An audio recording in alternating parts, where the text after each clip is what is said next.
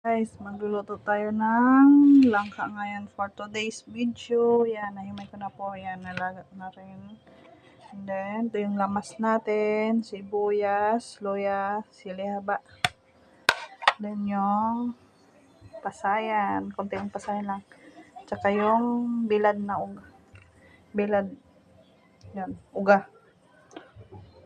Tapos, unang gata. Pangalawang gata. Yan pa yung natira na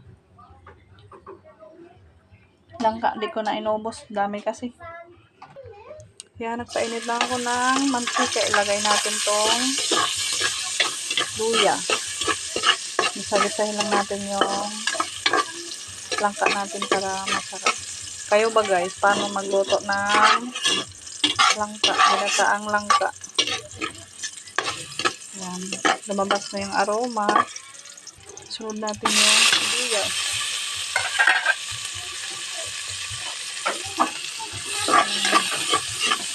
Dahil fresh yung ating pasayan o shrimp, gisay natin.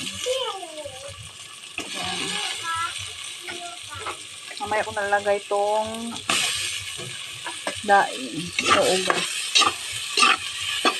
Lagyan na natin yung langka.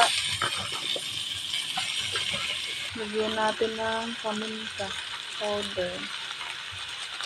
Yan. Tapos itong pamintang buo.